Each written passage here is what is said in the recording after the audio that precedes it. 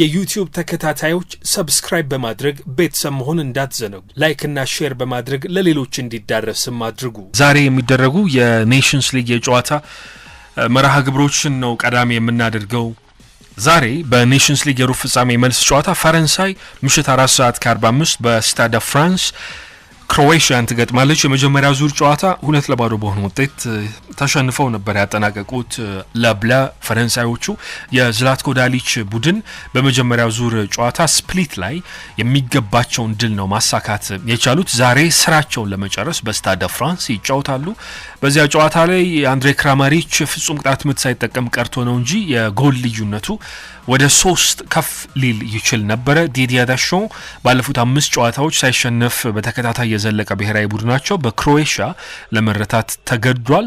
ከፈረንሳይ ውጪ ከተደረጉት 12 የኔሽንስ ሊግ ጨዋታዎች ከሁለተኛ ሽንፈታቸው ነውና በሀገር ቤት ብቻ ሳይሆን ከሀገር ቤት ውጪ ሁላ ጨዋታ ሲያደርጉ ብዙ የማይሸነፍ ብሔራዊ ቡድን ነበር። ትላንት ባለፈው ሐሙስ ግን ስፕሊት ላይ ይሄ ሽንፈት ግድ ብሏቸዋል። ሰውየው 2026 የዓለም ዋንጫ ውድድር ከተደረገ በኋላ ከፈረንሳይ ኃላፊነታቸው እንደሚለቁ አስቀድመው ተናግረው እንደነበረ ይታወሳል። ከዚያ በፊት ያለውን የኔሽንስ ሊግ ዋንጫ ማሳካት ሌላኛው ሚሽናቸው ይሆናል። ለነገሩ ከዚህ ቀደምም ዲዲዬ ዴሾን የኔሽንስ ሊግ ዋንጫን አንስተዋል። ባለፉት 13 ዓመታት የፈረንሳይ ብሔራዊ ቡድንን በአሰልጣኝነት ሲመሩ ቆይተዋል።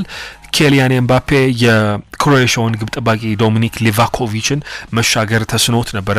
ባለፈው ሐሙስ ጎል ማስቆጠር ተስኗቸው ነበረ። የፈረንሳይ ፈጣን የሚባሉት በአውሮፓ ትልልቅ ቡድኖች ላይ የሚጫወቱ ተጫዋቾች ይሄ ተስኗቸው ነበረ። ባለፈው በፈረንሳዩ ጨዋታ ላይ ባለፈው ሐሙስ የሊቨርፑል የመሃል ተከላካይ ኢብራሂማ ኮናቴ በጣም መጥፎ ቀን ያሳለፈው ተጫዋች እሱ ነበረ። ምናልባት የዚህ ውድድር ዓመት በጣም መጥፎ የሚባለው ጨዋታ በጣም መጥፎ የሚባለው 45 ደቂቃ ያ ይመስላል። ፍጹም ቅጣት ምት ያሰጠው እርሱ ነው። ከዛ ባለፈ ደግሞ በመከላከሉ ድክመት ሲያሳይ ተመልክተነዋል። ተቀይሮ ለመውጣት ተገዶ ነበረ። ዲዲዬ ዴሾን ይሄንን ተጫዋች ቀይሮ አስወጥተውታልና የፈረንሳይ ብሔራዊ ቡድን የኤክስ አካውንት ላይ ተጫዋቹ መጠነኛ ጉዳት ስለገጠመው ነው ተቀይሮ የወጣው ብሎ ለጥፎ ነበረ። ነገር ግን ሰውየው በነበራቸው ጋዜጣዊ መግለጫ አረ የምን ጉዳት ነው ጥሩ ብቃት ስላልነበረው ነው ደካማ ስለነበረ ነው ቀይሮ ያስወጣውት ብለዋልና ምናልባት በዛሬው ጨዋታ የባየር ሚዩኒኩ የመሃል ተከላካይ ዳዮ ኦፓሜካኖ ቋሚ ሆኖ የመሰለፍ እድል ሊያገኝ ይችላል። ኦስማን ደምቤሌ፣ ብራድሊ ባርኮላ፣ ማይክል ኦሊሴ ከአምበሉ ኬሊያን ኤምባፔ ጋር ተጣምረው ለመጫወት ፉክክር ያደርጋሉ። መሃል ሜዳው ላይ የኦላምፒክ ደ ማርሴዩ አማካይ አድሪያን ራቢዮ መጠነኛ ጉዳት እንደደረሰው እየተነሳ ነው የሚገኘው። ኤድዋርዶ ካማቪንጋ እና ኦሬሊዮን ቹአሜኒ የሪያል ማድሪዶቹ የአማካይ ስፍራ ተጫዋቾች በዛሬው ጨዋታ ላይ ተጣምረው ወደ ሜዳ ሊሰለፉ ይችላሉ። የሁለቱ ብሔራዊ ቡድን አሸናፊ በግማሽ ፍጻሜ ከኔዘርላንድስ እና ከስፔን አሸናፊ ጋር ይገናኛል። ስፔን እና ኔዘርላንድስ ደግሞ ዛሬ ምሽት 4:45 በሜስታያ ቫሌንሲያ ላይ ጨዋታቸውን ያደርጋሉ። የመጀመሪያው ዙር ጨዋታ 2-0 የተጠናቀቀ ጨዋታ ነበረ። በመጀመሪያው ዙር ጨዋታ ስፔን በአርሰናሉ ተጫዋች ሚኬል ሜሪኖ አማካኝነት ነበረ ባለቀ ሰዓት በ90 ምናምንኛው ደቂቃ ያቻነት ጎል ማስቆጠር የቻሉት። ለስፔን በዛ ጨዋታ ላይ ኒኮ ዊሊያምስም ጎል አስቆጥሮ ነበረ። ኔዘርላንድስ በሜዳዋ የኮዲ ሃክፖና የቲዣኒ ራይንደርስን ጎሎች ማስጠበቅ ተስኗት ነበረ የወጣችው። የመጨረሻዎቹን 10 ደቂቃ ገደማ ጆሬል ሃቶ ቀይ ካርድ በመመልከቱ ምክንያት በጎዶሎ ተጫዋች ነበረ ብርቱካናማዎቹ ጨዋታውን ለመጨረስ የተገደዱት። የተጫዋች ብልጫ ዋጋ አስከፍሏቸዋል። 11-10 ለመጫወት ተገደው ነበረ። ላሮሃ የዚህ ውድድር ዓመት ጥሩ የሚባለው ብቃታቸው አሁንም እንደቀጠለ ነው። በዚህ በኔሽንስ ሊግ ውድድር ያለፈው አሸናፊ ስፔኖች ነበሩ። የአውሮፓ ዋንጫም አሸናፊዎች እንደነበሩ ይታወሳሉ። በሉዊስ ዲያፉንቴ የሚመራው ቡድን አሁንም በጥንካሬ እንደዘለቀ ነው የሚገኘው። ሰውየው በኃላፊነት ካደረጓቸው ጨዋታዎች የገጠማቸው ሽንፈት እጅግ በጣም ጥቂት የሚባል ነውና ላሮሃ አሁንም ብርታታቸው እንዳለ ነው። የሐሙሱን ጨዋታ ስፔን የተወሰኑ መጠነኛ ጉዳቶች ገጥመዋቸው ነው የወጡት። አንደኛው ፓው ኩባርሲ ነው፣ የባርሰሎናው ወጣቱ የመሃል ተከላካይ በዚያ ጨዋታ ላይ ጉዳት ገጥሞታል። ከብሔራዊ ቡድኑ ስብስብም ውጪ ሆኗልና ዛሬ በሚደረገው ጨዋታ የማይሰለፍ ተጫዋች ነው። የኔዘርላንድሱ ተጫዋች የአርሰናሉ የመስመር ተከላካይ ጁሪያን ቲምበር ህመም እንደገጠመው ራሱ ይታወቃል። ህመም ገጥሞት ነበር። ይሄ ተጫዋች ከብሔራዊ ቡድኑ ስብስብ ውጪ ሆኗል። አሰልጣኙ ሮናልድ ኩመን በእርሱ ምትክ ኢያን ማትሰን ኤሪክሰንን ወደ ብሔራዊ ቡድኑ ጥሪ እንዳደረሱለት ይታወቃል። በዛሬው ጨዋታ ይሰለፋል ተብሎ ነው የሚጠበቀው። የሐሙሱ ጨዋታ ስፔን ከማድረጓ በፊት በነበሩ 6 ተከታታይ ጨዋታዎች በድል ያጠናቀቀ ብሔራዊ ቡድን ነው። የዚያኔ ግን ጉዟቸውን ለመገታት ተገዷል። 7ኛ ጨዋታቸውን ማሸነፍ አልቻሉም። ለመጨረሻ ጊዜ የተሸነፉት ከ2 ዓመት በፊት ነው። ስኮትላንድ ነበር ለመጨረሻ ጊዜ ስፔንን 2-0 በሆነ ውጤት ያሸነፈው። ከዛ በኋላ በነበሩ ጨዋታዎች አልተሸነፉም። የአውሮፓ ዋንጫን ጭምር ማሸነፍ የቻለ ስብስብ ነው። የሮናልድ ኩማን ቡድን በጥሩ ሁኔታ ላይ ነበረ የሚገኙት። በዚያ ጨዋታ ጥሩ ብቃት አሳይተዋል። ይሄንን የኔሽንስ ሊግ ዋንጫ ደግሞ ኔዘርላንድስ ከጫፍ እየደረሰች 2 ጊዜ ማሸነፍ ሳትችል ቀርታለች። አንደኛው 2018-19 ላይ ነው በፍጻሜ ተሸንፏል። ሌላኛው ደግሞ 2023 ላይ ግማሽ ፍጻሜ ደርሰው ነው ያጠናቀቁት። ሶስተኛ ሆኖ ነው ያጠናቀቁትና ዘንድሮ የመጨረሻው መስመር ለመሻገርና ዋንጫውን ለማንሳት በሮናልድ ኩማን ግፊት ይደረግባቸዋል እነዚህ ተጫዋቾች። ሌላኛው ተጠባቂ የሚባለው ጨዋታ ጀርመንና ጣሊያንን የሚያገናኝ መርሃ ግብር ነው። ምሽት 4:45 በሲግናል ኢዱና ፓርክ ይደረጋል። የመጀመሪያውን ዙር ጨዋታ ጀርመን 2-1 በሆነ ውጤት አሸንፋ ነበረ። ባለፈው ሐሙስ ሚላን ላይ በሳንሲሮ ነው የጀመሩትን ስራ በሜዳቸው ለመጨረስ ወደ አሸናፊነቱ ለመምጣትና ለማጠናቀቅ ጀርመኖቹ ጨዋታቸውን ያደርጋሉ። በዚያ ጨዋታ ላይ የባየር ሚዩኒክ የአማካይ ስፍራ ተጫዋች ዮዡዋ ኪሚህ ጥሩ ምሽት ነበረ ማሳለፍ የቻለው። ሁለቱንም ጎሎች አመቻችቶ ማቀበል የቻለው እርሱ ነበረ። ጀርመን ጣሊያንን በሜዳዋ ሄዳ የጣሊያን ሜዳ ላይ ጀርመን ሄዳ ስታሸንፍ ከ1986 በኋላ ለመጀመሪያ ጊዜ የሆነ ነበረ። በዚያ ጨዋታ ቀድሞ ጎል ያገቡት አዙሪዎቹ ነበረ፣ ሰማያዊ ለባሾቹ። ነገር ግን መሪነታቸውን ማስጠበቅ አልቻሉም። የሳንድሮ ቶናሊ ጎል መሪ አድርጓቸው ነበረ ገና በ9ኛው ደቂቃ። ከዛ በኋላ ግን ከረፍት በኋላ የተቆጠሩት 2 ጎሎች በክሮስ የተሻሙ 2 ጎሎች የጃንሉጂ ዶናሩማ መረብ ላይ ሊያርፉ ግድ ብሏቸዋል። ጣሊያን በተከታታይ ለ3ኛ ጊዜ በዚህ ውድድር የግማሽ ፍጻሜ ተፋላሚ ለመሆን ህልሟን ተስፋ አልቆረጠችበትም። አሁንም የሉቺያኖ ስፓሌቲ ቡድን በሲግናል ኢዱና ፓርክ ይህንን ውጤት ቀልብሰው የግማሽ ፍጻሜ በኔሽንስ ሊግ ተካፋይ ለመሆን ፍላጎት አላቸው። በዚያ በመጀመሪያው ዙሩ ጨዋታ ባለፈው ሐሙስ የአርሰናሉ የመስመር ተከላካይ ሪካርዶ ካላፊዮሪ ባለቀ ሰዓት ጉዳት ገጥሞት እንደነበረ ይታወሳል። ይሄ የመድፈኞቹ የተከላካይ ስፍራ ተጫዋች ወደ አርሰናል እንዲመለስ ሆኗል። ሪካርዶ ካላፊዮሪ የግራ እግሩ ጉልበት ላይ ነው ጉዳት የገጠመውና ጉዳቱ ደግሞ ትንሽ ከበድ ያለ ይመስላል። እንግዲህ የአርሰናል የሕክምና ስታፍ አባላት የሚያወጡትን ሪፖርት እንመለከታለን። ነገር ግን ወደ ለንደን ተመልሷል። የጣሊያን ብሔራዊ ቡድንን ተሰናብቷል ተብሏል። ጀርመን ከአውሮፓ ዋንጫ በኋላ ትልልቅ የሚባሉ ተጫዋቾቿን እንደተሰናበተች ይታወቃል። ቶኒ ክሩስ የሪያል ማድሪዱ የአማካይ ስፍራ ተጫዋች እግር ኳስ በቃኝ ብሎ ጫማ ሰቅሏል። ማኑኤል ኖየር ከብሔራዊ ቡድኑ ግልጋሎት ራሱን አግልሏል። እንደነ ኢልካይ ጉንዶዋን፣ ቶማስ ሙለር ያሉ አንጋፋና ልምድ ያላቸው ተጫዋቾች በዚህ የጀርመን ስብስብ ውስጥ የሉም። ከዛ ባለፈ ደግሞ በቡድኑ ውስጥ ትልልቅ ሚና የነበራቸው ወጣቶቹ ተጫዋቾች የአርሰናሉ ካይ ሃቨርትዝ፣ የባየር ሌቨርኩሰኑ ፍሎሪያን ቪርትዝ በጉዳት ምክንያት ከዚህኛው ስብስብ ውጪ ሆኗል። የባርሰሎናው ተር ሽቴገን እንደዚሁ ግብ ጠባቂው እሱም ግልጋሎት እየሰጠ አይገኝም። ምክንያቱም ከማኑኤል ኖየር በኋላ የዚህ ብሔራዊ ቡድን ዋነኛ ተሰላፊ ይሄ ተጫዋች ነውና እርሱም የለምና ጁሊያን ናግልስማን ግን ባለው የቡድን ስብስብ ስራውን ለመስራትና ወደ ግማሽ ፍጻሜ በኔሽንስ ሊግ ለመሸጋገር ጥረቱን ይቀጥላል። የዚህ ጨዋታ አሸናፊ በግማሽ ፍጻሜ የሚገናኘው ከፖርቱጋልና ከዴንማርክ አሸናፊ ጋር ነው። ምሽት 4:45 በኢስታዲዮ ሆዜ አልቫላዴ ሊዝበን ላይ ሁለቱ ብሔራዊ ቡድኖች ይገናኛሉ። ዴንማርክ ኮፐንሃገን ላይ የነበረውን ጨዋታ 1-0 በሆነ ውጤት ዴንማርኮቹ አሸንፈዋል። ተቀይሮ የገባው የማንቸስተር ዩናይትድ የአጥቂ ስፍራ ተጫዋች ራስሙስ ሆይለንድ ነበረ የማሸነፊያ ጎሉን ማስቆጠር የቻለው።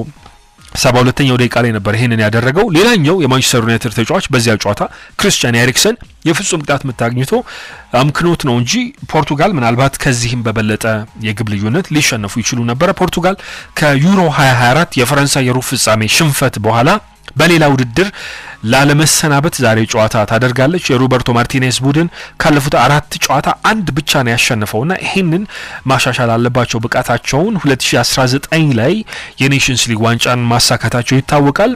በጣም በጥሩ ወጣት የሚባል ስብስብ የተሞላ ነው የፖርቱጋል ብሔራዊ ቡድን። ነገር ግን አሁንም የ40 ዓመቱ ተጫዋች ክርስቲያኖ ሮናልዶ ላይ ጥገኛነታቸው አላበቃም። ያልናስሩ አጥቂ አሁንም ለብሔራዊ ቡድኑ ይጫወታል። 40 ዓመቱን ከደፈነ በኋላ ጎል ለማስቆጠር ያደረገው ጥረት ባለፈው ሐሙስ አልተሳካለትም። ምናልባት ዛሬ ይሳካለት ይሆናል። ከዚያ ጨዋታ አስቀድሞ ግን ክርስቲያኖ ሮናልዶ ከራስሙስ ሆይለንድ ጋር በተገናኘ አስተያየቱን ሰጥቷል። ባለፈው ኮፐንሃገን ላይ ተቀይሮ የገባው ራስሙስ ሆይለንድ 78ኛው ደቂቃ ላይ የማሸነፊያ ጎሉን ያስቆጥሯል። ይሄ የ22 ዓመት ተጫዋችና ከዚያ በኋላ ጎሉን ካስቆጠረ በኋላ ደስታውን የገለጸው ክርስቲያኖ ሮናልዶ በሚታወቅበት የሱ ሴሌብሬሽን ነው።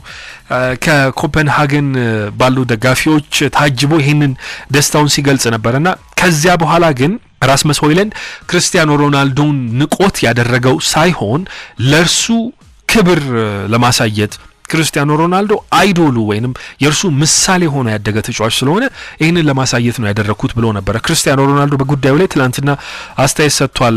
አይ ለማሾፍ እንዳልሆነ ይገባኛል፣ ምንም ችግር የለውም፣ ለክብር አልባነት እንዳልሆነ እረዳዋለሁ እና ብዙ ተጫዋቾች ለኔ ክብር ለመስጠት ይህንን ያደርጋሉ ብሏል። ክርስቲያኖ ሮናልዶ ሜዳ ውስጥ በተሰለፈበትና ከእርሱ ጋር ጨዋታ እያደረጉ ያሉ የተቃራኒ ቡድን የአጥቂ ስፍራ ተጫዋቾች በተለይ ደግሞ ወጣቶቹ በተለይ ደግሞ ክርስቲያኖ ሮናልዶን አይዶል አድርገውት ምሳሌ አድርገውት ከእርሱ ብቃት እየተማሩ ያደጉ ተጫዋቾች ይህንን የደስታ አገላለጽ ደጋግመው ያደርጉታል። ክርስቲያኖ ሮናልዶ ባለበት ሜዳ ውስጥ ይህንን ማድረግ ለእነርሱ ትልቅ ክብር ነው የሚሰጠውና ይህንን እረዳለሁ ሲል ገልጿል። ክርስቲያኖ ሮናልዶ ዛሬ ይህንን የሴሌብሬሽን ወይንም የደስታ አገላለጽ እርሱ ሳይሆን እኔ እንዳደርገው ነው ተስፋ የማደርገው፣ እኔ በሜዳችን ይህንን ለማድረግ ፍላጎት አለኝ ሲል ተናግሯል። ሌሎች ተጫዋቾች ጎል አስቆጥረው ብናሸንፍ ችግር የለውም፣ እኔ ጎል ባስቆጥር የበለጠ ደስ ይለኛል፣ ሌሎቹም ግን አስቆጥረው ማሸነፍ ከቻልን ምንም ችግር የለውም፣ ይሄም ደስታ ይሰጠኛል ሲል ሀሳቡን ገልጿል። በስታዲዮ ሆዜ አልቫላዴ ዛሬ ሊዝበን ላይ የመልሱ ጨዋታ ይደረጋል። ዛሬ የሚደረጉ ሌሎች የጨዋታ መርሃ ግብሮችን ልንገራችሁ። በኔሽንስ ሊግ ከሊግ ደረጃው ከሊግ ኤ ወደ ሊግ ቢ ላለመውረድ ከሊግ ቢ ደግሞ ወደ ሊግ ኤ ለመውጣት የሚደረጉ የጥሎ ማለፍ ጨዋታዎች አሉ። የመጀመሪያ ዙሩን ጨዋታ ቱርኪ ሃንጋሪን 3-1 አሸንፋ ነበረ። ዛሬ በመልስ ጨዋታ ሃንጋሪ ከቱርኪ ይገናኛሉ። ስኮትላንድ ከግሪስ እንደዚሁ ጨዋታቸውን ያደርጋሉ። የመጀመሪያ ዙሩን ጨዋታ ከሜዳቸው ውጪ ስኮትላንዶቹ ስኮቲሽ 1-0 በሆነ ውጤት አሸንፈው ነው የመጡት። ስኮት ማክቶሚኔይ በፍጹም ቅጣት ምት ያስቆጠራት ጎል አሸናፊ አድርጓቸው ነበረ። ዛሬ በሜዳቸው ጨዋታቸውን ያደርጋሉ። ሰርቢያ ከኦስትሪያ ይገናኛሉ። የመጀመሪያ ዙሩን ጨዋታ 1-1 ነበር ያጠናቀቁት። ቤልጅየም ከዩክሬን የሚደረግ ጨዋታ ነው። የመጀመሪያ ዙሩን የጥሎ ማለፍ ጨዋታ ዩክሬን ሳይታሰብ ቤልጅየሞቹን 3-1 በሆነ ውጤት ነው ያሸነፉት። ከሜዳቸው ውጪ ነው የሚጫወቱት ዩክሬኖቹ፣ ያው ግልጽ በሆነ ምክንያት ከሩሲያ ጋር ጦርነት ላይ ነው የምትገኘው ሀገሪቱና ስፔን ላይ ነው ይህን ጨዋታ ያደረጉት። 3-1 አሸንፈው ነበረ። የመልሱን ጨዋታ እንግዲህ በቤልጅየም ያደርጋሉ። በሌላ የጥሎ ማለፍ ደግሞ ከሊግ ቢ እና ሲ መካከል የሚደረገው ጆርጂያ ከአርሜኒያ ይገናኛሉ። የመጀመሪያ ዙሩን ጨዋታ ጆርጂያ 3-0 አሸንፋለች። አይስላንድ ከኮሶቮ ይገናኛሉ። ኮሶቮ የመጀመሪያ ዙሩን ጨዋታ 2-1 አሸንፋ ነበረ። ስሎቫኒያና ስሎቬኪያ ይገናኛሉ። የመጀመሪያ ዙሩ ጨዋታ 0-0 ያለቀ ነው። ሪፐብሊክ ኦፍ አየርላንድ ከቡልጋሪያ ጋር ይገናኛሉ። የመጀመሪያ ዙሩን ጨዋታ 2-1 የአየርላንድ ሪፐብሊክ አሸንፋለች። በአጫጭር ጉዳዮች ስለ ባየር ሚዩኒኩ ግብ ጠባቂ ማኑኤል ኖየር የወጣ አንድ መረጃ አለ። ይሄ የ38 ዓመት ግብ ጠባቂ ባለፈው ከባየር ሌቨርኩሰን ጋር በቻምፒየንስ ሊግ የ16 ጥሎ ማለፍ የመልስ መርሃ ግብር ጉዳት ገጥሞት እንደነበረ ይታወሳል። ይሄ ተጫዋች በቡንደስሊጋ በዚህ በማርች ወር ከሴንት ፓውሊ ጋር በሚደረግ መርሃ ግብር ይመለሳል ተብሎ ሲጠበቅ ነበረ። ነገር ግን ትላንትና ቅዳሜ ክለቡ ማኑኤል ኖየር የማገገሚያ ሂደቱ ላይ ሌላ እክል ገጥሞት የመመለሻ ጊዜው ተራዝመዋል ሲሉ ገልጸዋል። ተስፋቸው ኢንተር ሚላኑ የቻምፒየንስ ሊግ የሩብ ፍጻሜ ጨዋታ ላይ ይመለሳል የሚል እንደሆነ እየተጠቆመ ነው የሚገኘው። እንግዲህ ይሄ ተጫዋች ከጉዳት የሚመለስበት ጊዜ ተራዝሟል ተብሏል። ቶማስ ቱክል ጁድ ቤሊንግሃምን በተመለከተ አስተያየት ሰጥቷል። ይሄ ተጫዋች በአውሮፓ ዋንጫ የ21 ዓመቱ የሪያል ማድሪድ አማካይ ከአቅሙ በላይ ከሚጠበቅበት በላይ በጣም ብዙ ሲጥር በጣም ብዙ ሲታገል ነበረ ብሔራዊ ቡድኑ አሸናፊ ሆኖ እንዲወጣ ሲሉ ሐሳባቸውን ሰጥተዋል። ገና በ17 ዓመቱ ነው ለእንግሊዝ ብሔራዊ ቡድን መጫወት የጀመረው።